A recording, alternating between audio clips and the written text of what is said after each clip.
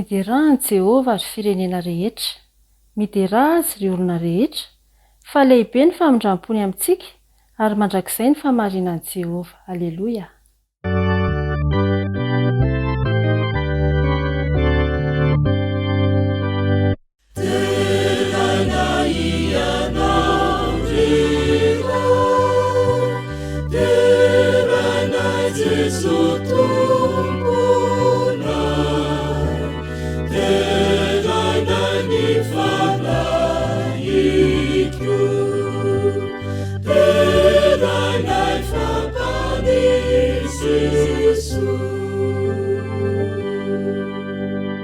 Io afaka isika aoka ho tsapanay amoly voly any anatin'ny fanarehetrany ny fanatrehanao rirena any lanitra sy ny tany tombotompoka ny mpanjaka mahaifanjavatra rehetra ary ho feno fiadanany ny fonay rehefa miala eto amin'ny toerana ity, amin'ny anaranao Jesosy Kristy no mivavaka. Amen.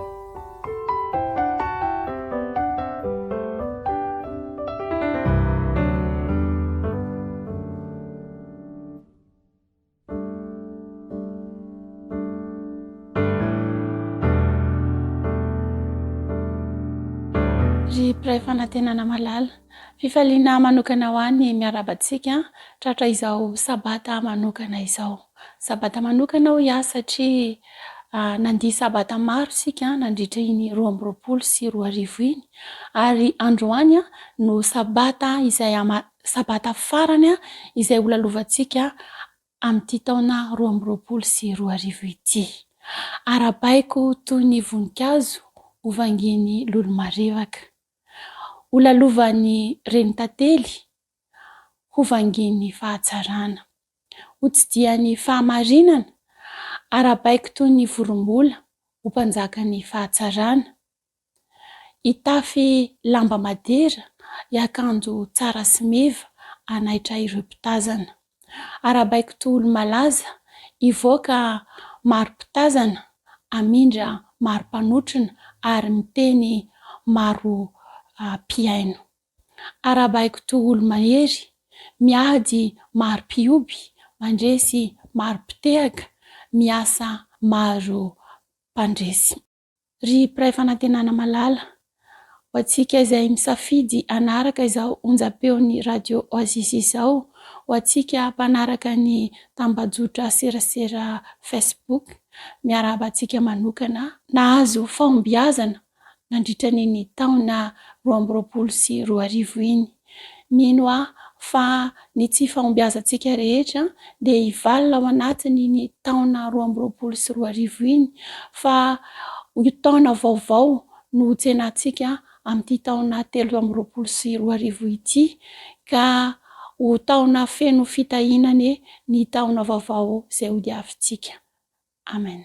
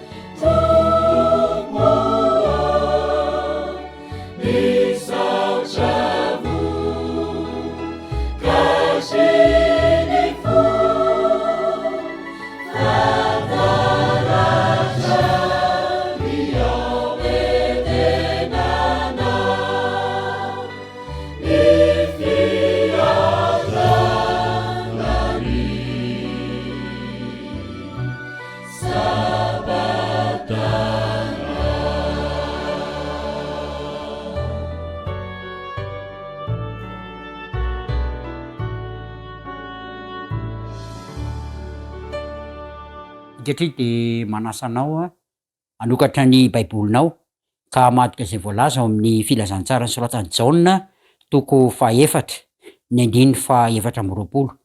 Jaona toko fahaefatra ny andiny fahaefatra amby roapolo. Vakina ny teny amin'ny anaran'ny Tompo. Andriamanitra de fanahy ary izay mivavaka aminy tsy maintsy mivavaka amin'ny fanahy sy ny fahamarinana. Manasanao hivavaka andohalika.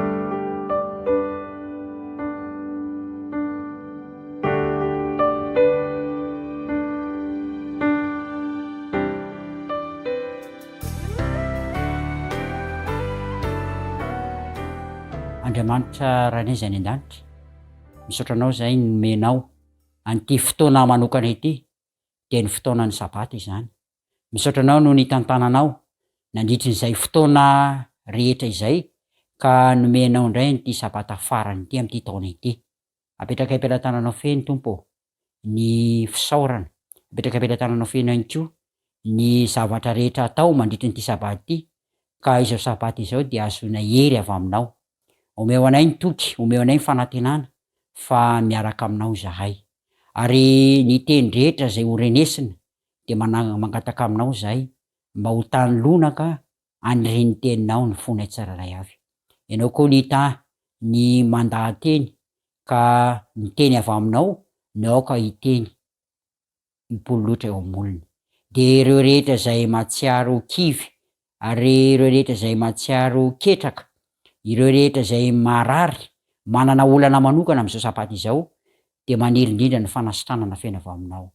De ho tanterahanao ny teninao fa hitondra fitahiana sy fahamasinana mandritra n'ity sabata ity. Tonononay mivavaka amin'ny anaranao Kristy Tompo.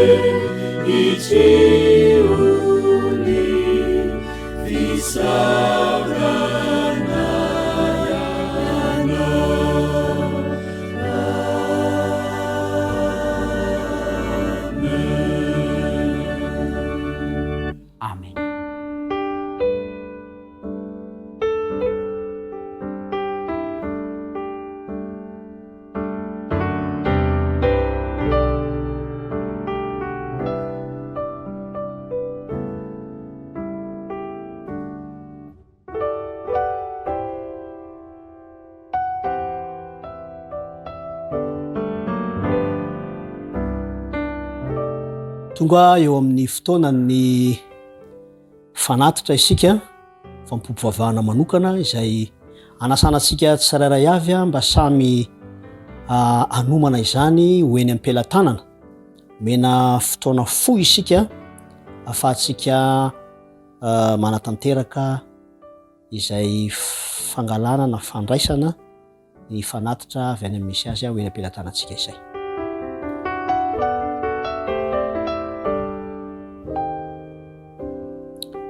Rehefa tonga eny am-pelantanantsika zany dia anao vavaka mangina ihany koa isika satria mino isika fa Kristy no fanatitra tanteraka ilay sorona sarobidy ka noho ny fanoloran-tena no anatanterantsika izany fanatitra izany.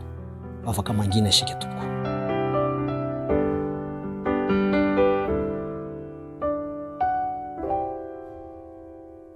Amen. Amin'ny salamo fahazato ka ny andiny ny fahaefatra dia mivaky toy izao amin'ny anaran'i Jesosy Kristy. araka izay voambara de midira eo amin'ny vavahadiny amin'ny fisaorana ary eo ankianjany amin'ny fiderana misaora azy ary mankalaza ny anarany. Ny toepo zay tiany ny mpanao salamo isehontsika eo anatrehan'Andriamanitra amin'ny alalan'ny fisaorana, fankalazana ny anarany, fiderana azy dia miainga avy ao am-po sy ao an-tsaina, ny fosiny saina moa de iray ihany. Avy amin'ny alalan'ny finoatsika sy ny fanekentsika ny sorona izay sarobidy indrindra ho an'ny famonjena asy anao. Ka ny toe-tsaina sy ny toe-po entina miseho anatrehan'Andriamanitra de hialohavan'ny fanoloran-tena. Ko anatin'izao fotoana ny fampivavahan'ny fanatitra izao dia zava-dehibe ny hatsapantsika fa mielo lalana ny fanatitra izay ataontsika tokoa ny fanekentsika, ny fametrahantsika ho zava-dehibe eo amin'ny fiainantsika amin'ny fanoloran-tenantsika noho izay nataony Jesosy Kristy. Ao amin'ny salamo fa 4:9 dia zao no fanambarana hoe manomezany Jehova ny voninahitry ny anarany, mitondra fanatitra ka mankanesa eo kianjany. Ilay fotom-pisainana zany dia hoentintsika ambavaka satria manana ny asarobidiny ny fanatitra iray satria amin'ny alalan'ny finoatsika an'izay nataon'i Kristy no entintsika ny lorana izany fanatitra izany, ko nde hoentintsika ambavaka zany mba ho tonga eo amin'ny mahamendrika azy eo anatrehan'Andriamanitra satria fanoloran-tena tsika tsirairay avy mialo lalana izany fanatitra izay ho atolotritsika izany. Koa manasa antsika ary mba hivavaka tsika tompoko. Saotranao zay reo mbola manana tombo-potoana, tombo-tsoa, tombo-pahavelomana ahafahanay maneho fanoloran-tena amin'ny alalan'ny fanatitra. Ary ankehitriny dia diovy ny fomba ampananay mba ho mendrika izany fanatitra izany izay fanehoana Jesosy Kristy. Tompo malalo ataovy miaina amin'ny finoana hatrany izay ka ho akasitranao tokoa ane izany fanatitra izany. Tonona ny vavaka ho amin'ny anaran'i Jesosy Kristy. Amen. Ao anatin'ny feon-java-maneno no anatanterantsika ny fanatitra. Ary aorian'izany dia ho ataontsika ny hira fa 700 mba ho fanolorantsika indray ny fanatitra.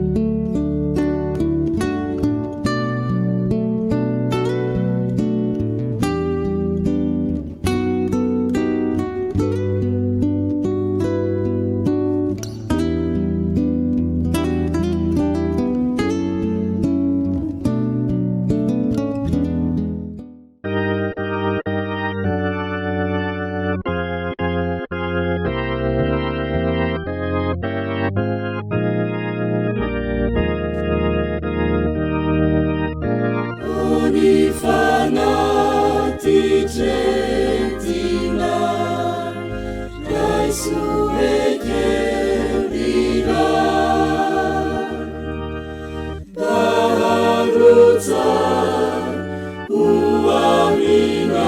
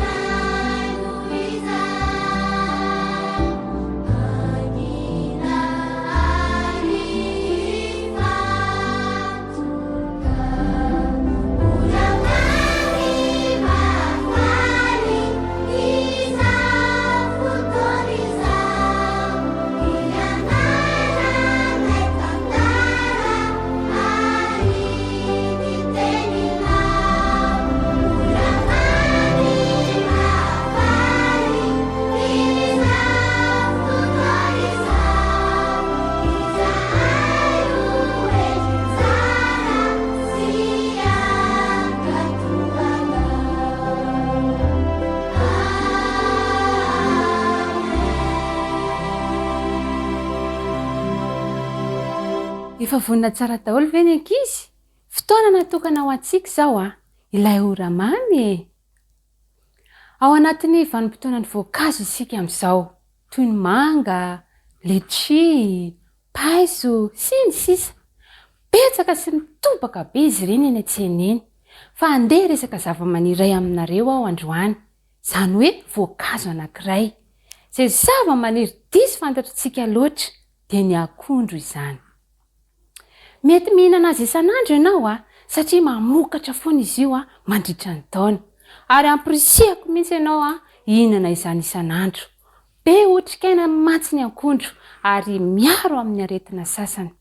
Hainareo moa ankizy fa ny mpanao hazakazaka amin'ny bisikilety dia mihinana betsaka azy mba tsy ho voan'ny crampe.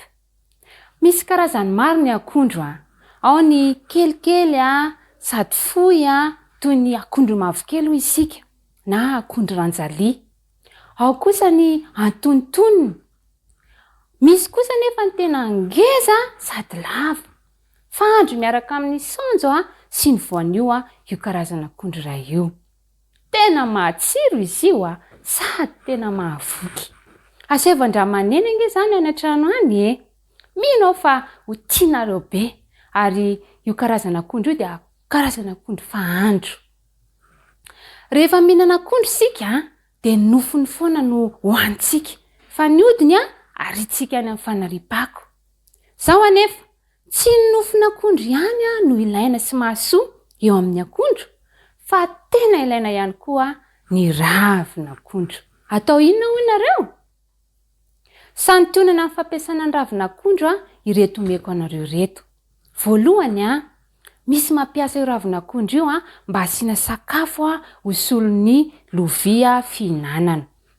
Izany no mahatonga fitentsika malagasy manao hoe tsy mbola nala azo akory ny ravina ny hinanana dia efa nisaraka.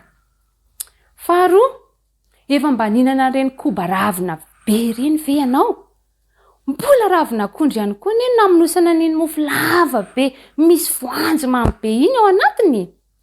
Dia mbola ao koa ireo koba madinidinika kely asiana totom-boanjo sy potsika akondro mbola fonosana amin'ny ravina akondro ihany koa. Fahatelo dia izao.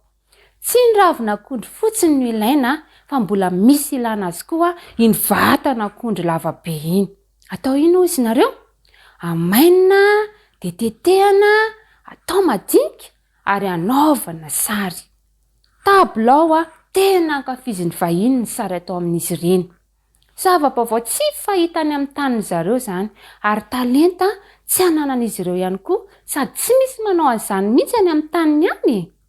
Fa ny tena mahavariana amin'ny akondro ilay akondro hazo izany ilay akondro mitsiry eny amin'ny tanimboly hitantsika ireny dia izao mamela solony hatrany izy alohany hamaina azy.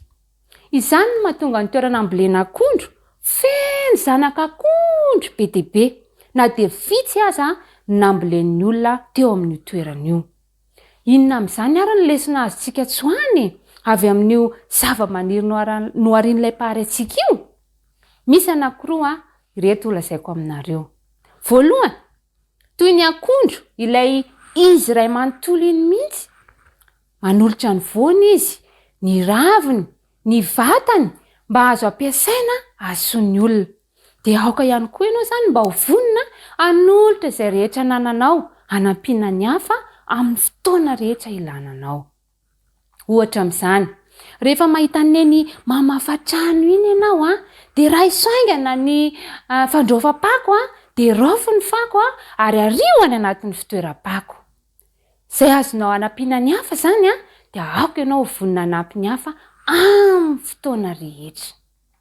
Lesona faharoa, toy ilay akondro mitsiry eny amin'ny tanimboly iny, ilay hazo izany, izay tsy mba mandao mihitsy raha tsy efa misy zanany izay mipoitra ho solony eo. Dia aoka koa ianao mba ho tahaka izany ianaro amin'ny fandraisanao andraikitra izany. Ohatra amin'izany koa ary dia izao hoe, rehefa mandeha miantsena eny asainy miambina ny zandrikelinao ianao mandra-piverina, dia aoka hijoro mahatoky ianao. Ambeny tsara ny zandrinao, ampilalao tsara ny zandrinao mandra-pahatonga neny na hidada na hizoky hisolo toerana anao. Lesona faharoa ihany koa ankizy no zaraiko aminareo. Androany fa mino aho fa mbola mahita hafa avy amin'ny akondro ianareo. Alohan'ny vavaka ataontsika ary dia andeha ianarantsika mamerina indray ireo lesona anankiroa ireo. Voalohany tahaka an'ilay akondro dia aoka ho vonina hanolotra izay rehetra nanantsika isika hanampiana ny hafa. Aoka izany mba azoto hanampy ny hafa mandrakariva isika. Le faharoa teo dia izao hoe, tahaka ny akondro izay tsy mba mandao raha tsy efa nisy solona, dia aoka koa ianao mba hitoetra mahatoky amin'izay ampanaovina anao, ka tsy mandao raha tsy efa nisy solonao. Amin'ity maraina ity ary dia izao hoe, iza ny ankizy ho vonina hampiatra ireo lesona anankiroa ireo? Raha vonina ianao hatsangano entamana. Hitan'i Jesosy ho tananao mitsangana io rankizy. Ary vonin' Jesosy ny hanampy anao mba havitana mampiatra ireo lesona roa ireo. Andao ary hoentintsika mbavaka izany hivavaka isika. Rainay izay ny an-danitro, ny idera sy ny haja dia atolotra anao. Misaotra anao izay noho ireo lesona anankiroa izay nomenao tamin'ity maraina ity. Ampianaro izay ankizy mba hankatoa hijoro mahatoky eo aminao mandrakariva. Dia misaotra ny amin'ny valim-bavaka izay omenao anay amin'ny anaran'i Jesosy. Amen.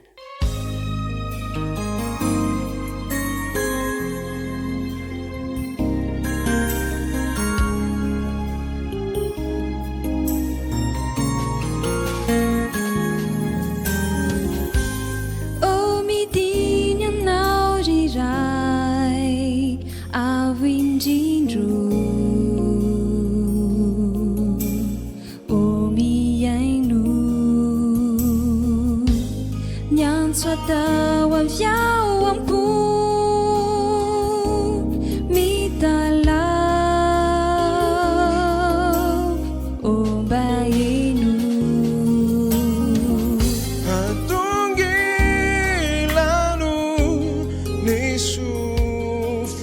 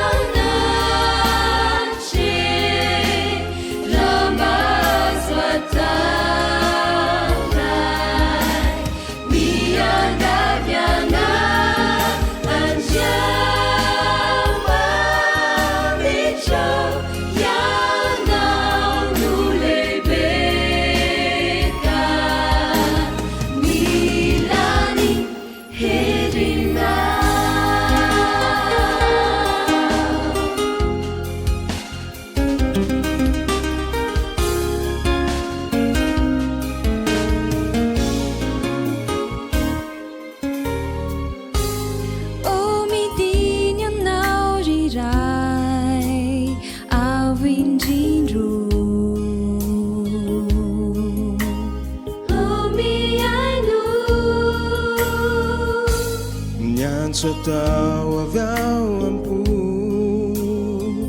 mitalao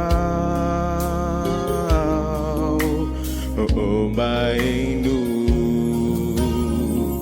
hatungilano ni sufina valiuzar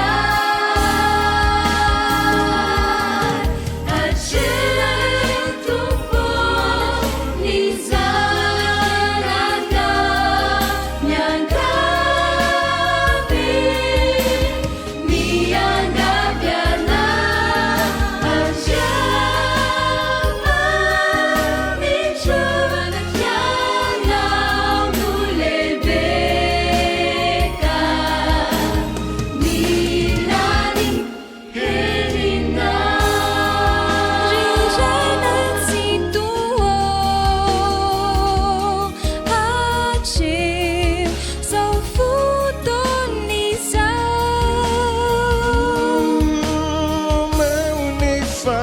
meunifanai ambairana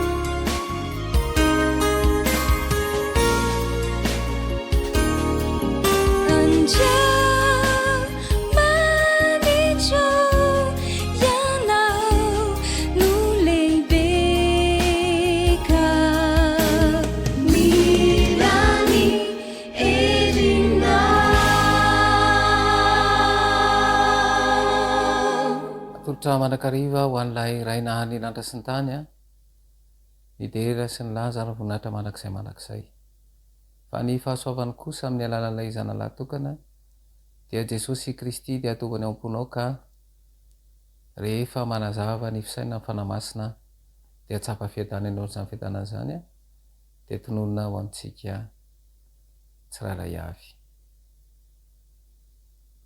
mamarana ny taona 2020 sy 2020 inona ny zavatra tsapa nandritra izany taona izany inona no eritreretinao hitranga indray amin'ny taona vaovao 2020 sy 2020 fa ankehitriny izao aloha dia ny mamesatra ny sainy maro ireo olana maro samihafa izay nitranga indrindra ny fahoriana izay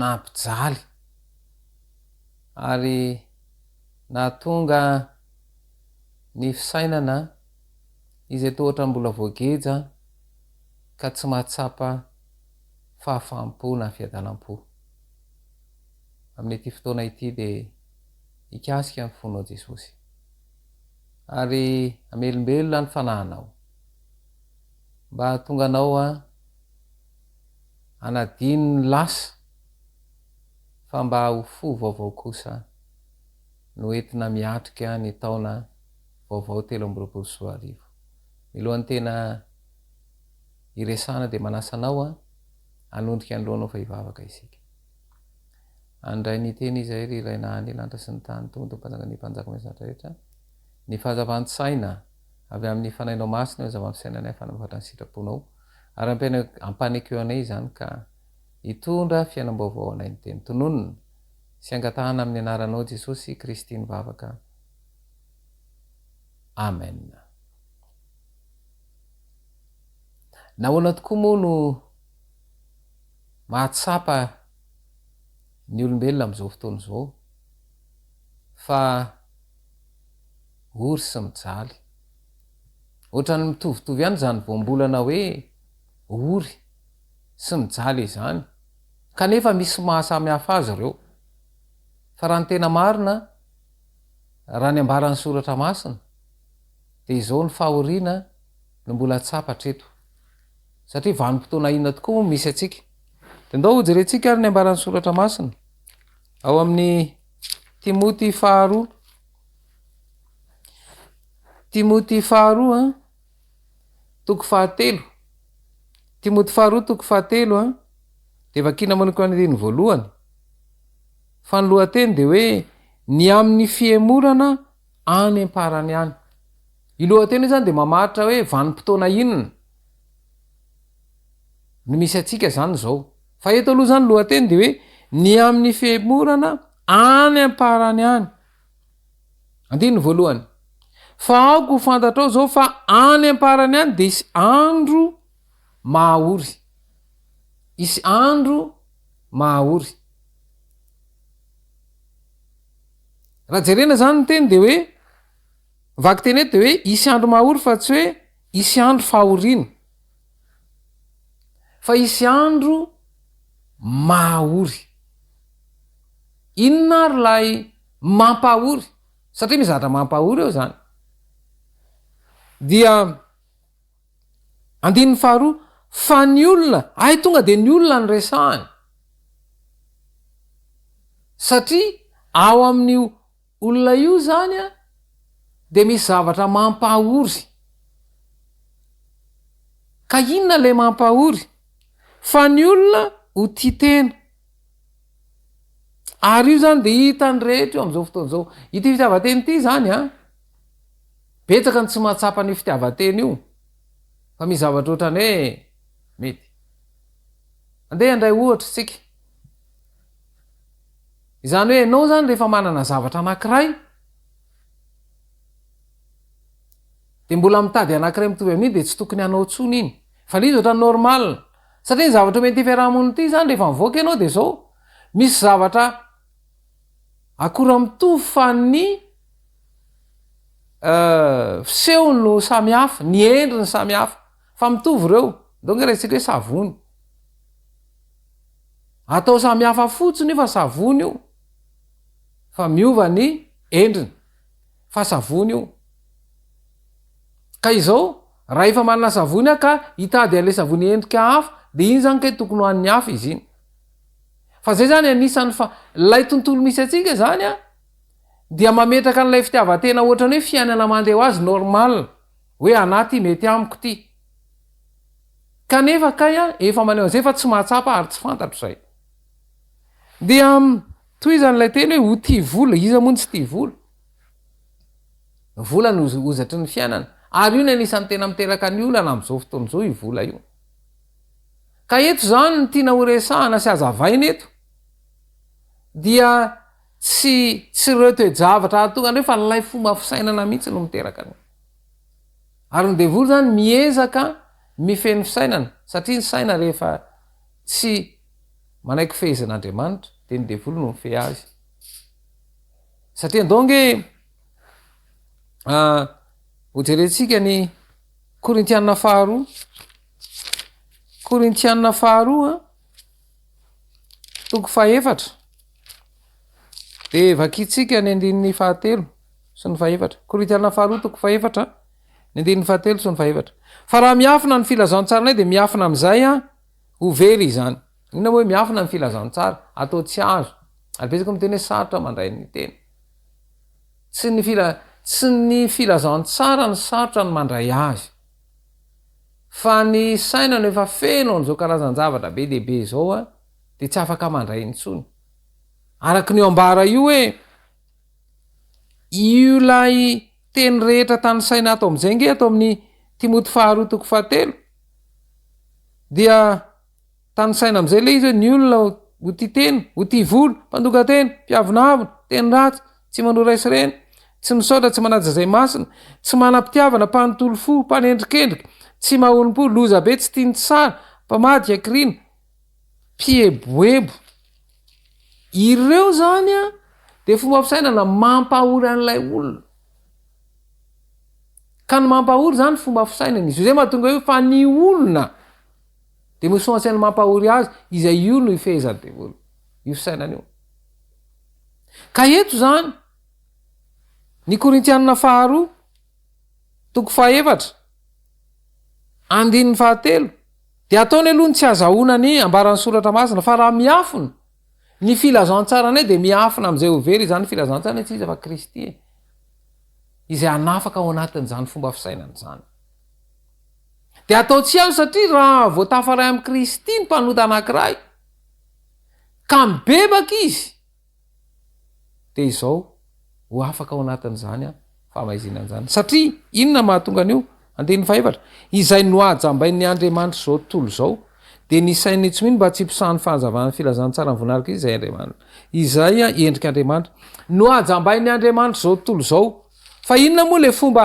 anajambany azy de iverenana any amin'ny Timoty faharoa toko fahatelo andininy faefatra fa any amin'ny tapany manaraka ao am'lay andininy faefatra io tia ny fahafinaretana mihoatra noho ny fitiavana an'Andriamanitra tia ny fahafinaretana mihoatra noho ny fitiavana an'Andriamanitra izany hoe ity tontolo ity zany de ny fahafinaretana ivelany nomeny de lasa ino jerena tsara hoe tia ny fahafinaretana le izany hoe tsy hoe fitiavana fa raha jerena le tena hoe fa ny olona ho titeny tia ny fahafinaretana fa izany hoe tsy mahatsapan'izany fa raha tsapany hoe tsy mety ho tonga de mijanona izy fa tsy mahatsapan'izay azay le fanajambana ataon'ny mpanjakan'izao famaizinan'izao aloha de atao tsy azo ny ambaran'ny soratra masina ande ohatrany etsika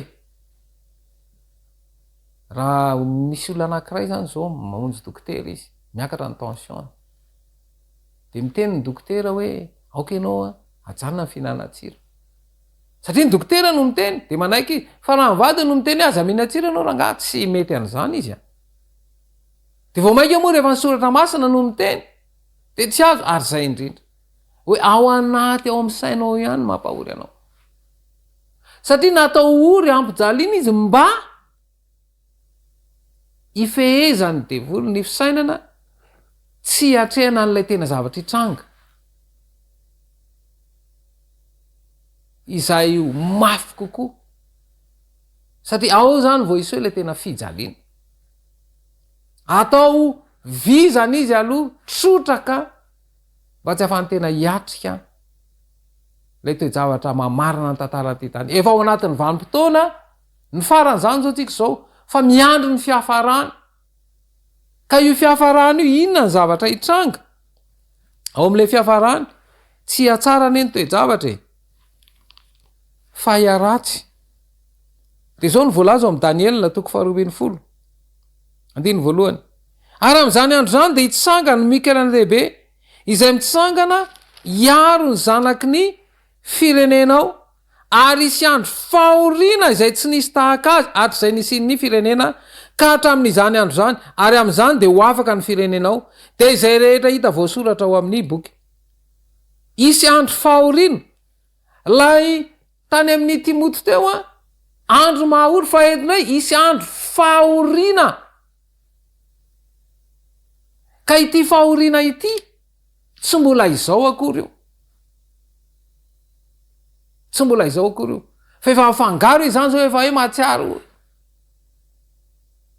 fa eto de isy andro fahoriana lay tany amin'ny Timoteo andro mahaory fa eto andro fahoriana izay ty tsy avy aminao ity fa ho famaranana ny tantaran'ity tany ty fa tsisy mampatahotra zay satria inona ny hoe tsisy mampatahotra de averina le tena ary am'izany anay de hitsangany mikelana dehibe izay mitsangana hiaro ny zanaky ny firenenao am'izany andro zany de inona lay andro de hiteneniny hoe isy andro fahoriana izay tsy nisy tahaka azy hatrizay nisy ny firenena ka hatramin'izany andro zany isy andro izay tsy nisy tahaka azy dikan'izay tsy mbola izao le izy satria vakina tsara le teny ary isy andro fahoriana izay tsy nisy tahaka azy hatramin'izay ny firenena ka hatramin'izany andro izany ho avy zany andro zany mbola ho avy fa eto zany de efa disoina ny sainana mba tsy iomana ao amin'io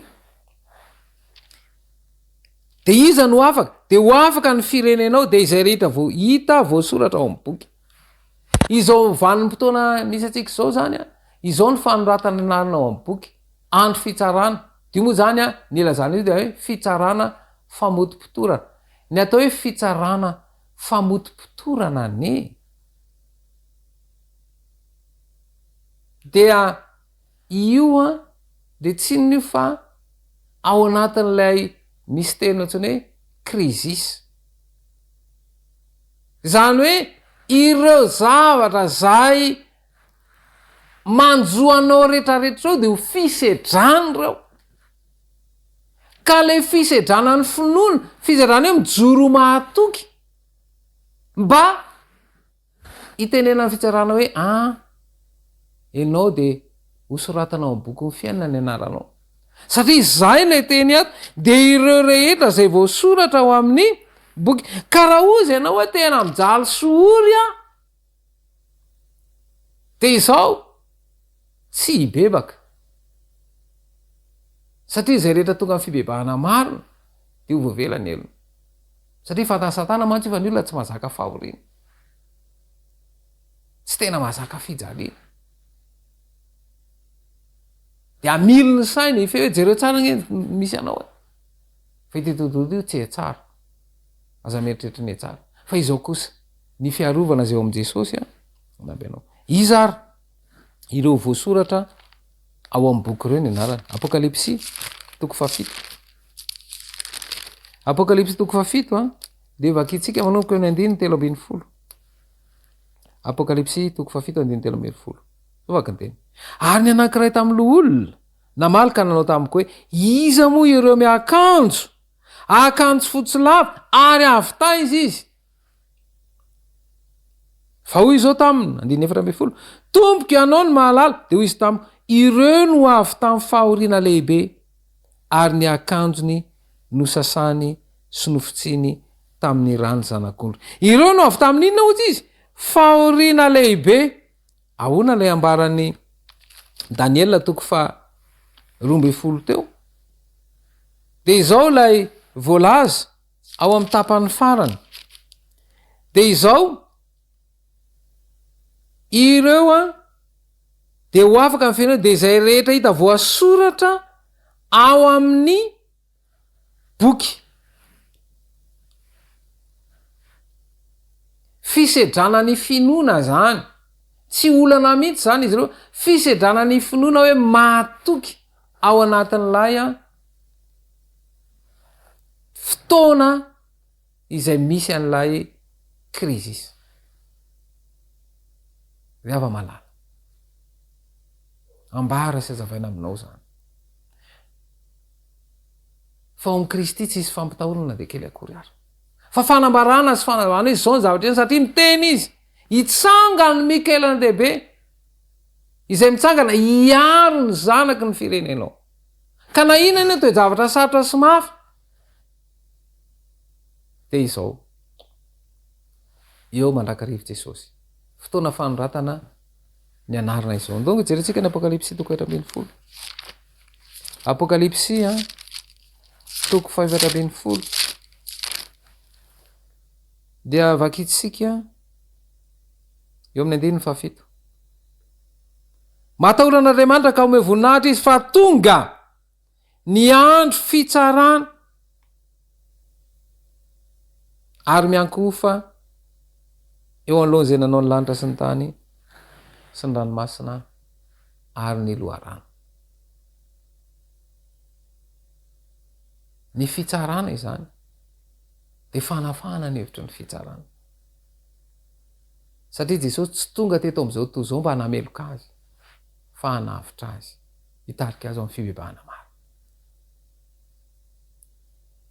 fa inona moa fa manina moa misy an'ity andro fiankofana ity de ny apokalipsy toko 7:10 ary iankoka eo anoloany ny olona rehetra monina ambonin'ny tany iza hony ny olona rehetra iankoka eo anoloany ny olona rehetra monina ambonin'ny tany de izy reo miankoiky ireo de izay tsy manana ny anarany voasoratra ao amin'ny bokyny fiainany zanak'ondry de izay tsy manana ny anarany voasoratra ao amin'ny bokyny fiainany zanak'ondry izay voavono hatramin'ny nanorenana n'izao tontolo zao. Zao ny fotoana fanoratana anano ny bokyny fiainany zanak'ondry. Ka izao androany mamarana ny taona 2024 vanim-potoana fioriny zao. Ajereo tsara ny famitahana omeny ty tontolo ty.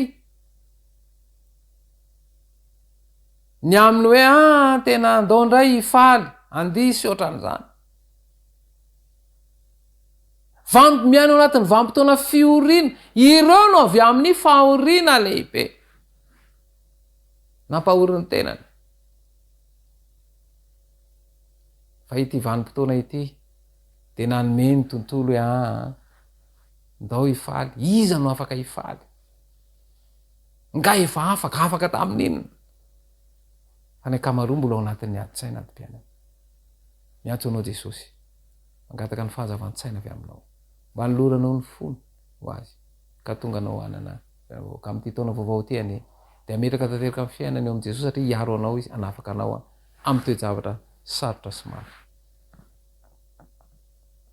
Ny fiadanan'ny tompo aneo aminao. Amen.